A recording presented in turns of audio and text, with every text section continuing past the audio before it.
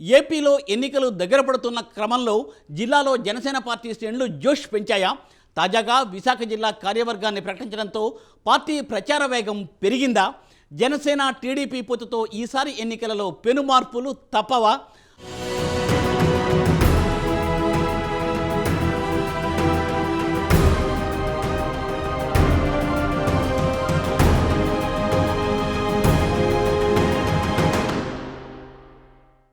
విశాఖ జిల్లాలో జనసేన పార్టీ జిల్లా కార్యవర్గాన్ని అధిష్టానం ప్రకటించడంతో పార్టీ శ్రేణుల్లో జోష్ పెరిగింది.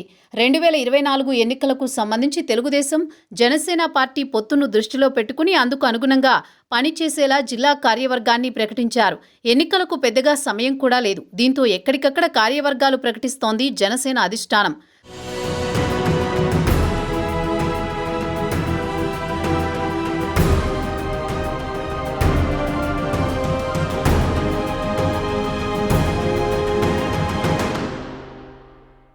రెండు 2024 ఎన్నికల్లో టీడీపీ జనసేన పొత్తుతో అధికారాన్ని చేజిక్కించుకోవడం ఖాయమని రాజకీయ విశ్లేషకులు బలంగా చెబుతున్నారు. ఇందుకు అనుగుణంగా జిల్లాలో బలమైన క్యాడర్ని పార్టీ అధిష్టానం నియమించింది. దాంతో పార్టీ శ్రేణులు ఎన్నికల ప్రచారానికి రంగం సిద్ధం చేసుకున్నారు. ఇప్పటికే జనసేన విధి విధానాలు ప్రజల్లోకి చేరాయి. విశాఖ జిల్లాలో ఒక్క సీటు కూడా రానివ్వనని పవన్ వారాహి యాత్రలో తేల్చి చెప్పిన సంగతి తెలిసిందే. అందుకోసం తెలుగుదేశాన్ని కలుపుకుని వైసీపీని తరిమి కొట్టాలని పక్కా ప్రణాళికతో ముందుకు సాగుతున్నారు. విశాఖను సర్వనాశనం చేసిన వైసీపీ ఈ జిల్లాలో ఈసారి ఎక్కడా ఒక్క సీటు కూడా గెలవకూడదని జనసేన టీడీపీ కూటమికి పట్టం కట్టాలని పిలుపునిస్తున్నారు పవన్.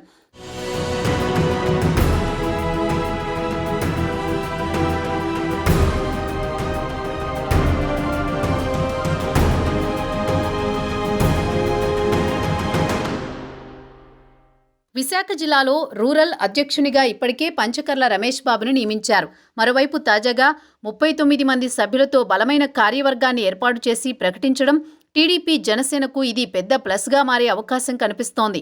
కార్యవర్గమంతా జనసేన పార్టీ అధిష్టానం ఆలోచనలకు అనుగుణంగా పనిచేసేందుకు సంసిద్ధంగా ఉంది. వారాహి యాత్రతో గతంలోని పవన్ విశాఖ జిల్లాలో గట్టి ఊపు తీసుకొచ్చారు. పరిణామాలు చూస్తే విశాఖ జిల్లాలో పొలిటికల్ పవర్ గేమ్ స్టార్ట్ అయిందనే చెప్పాలి. మరి జనసేన టీడీపీ దూకుడును అడ్డుకునేందుకు వైసీపీ ఏం చేస్తుందన్నది ఆసక్తికరంగా మారింది.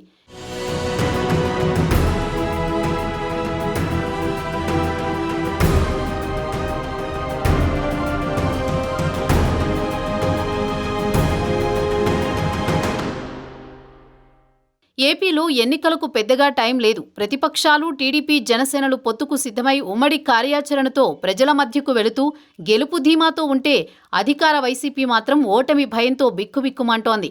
ఇప్పటికే వెలువడిన సర్వేల ఫలితాలు ప్రజల అసంతృప్తి, వ్యతిరేకత గమనించి ఓటమిని తప్పించుకోవడానికి దారులు వెతుక్కుంటోంది అధికార పార్టీ.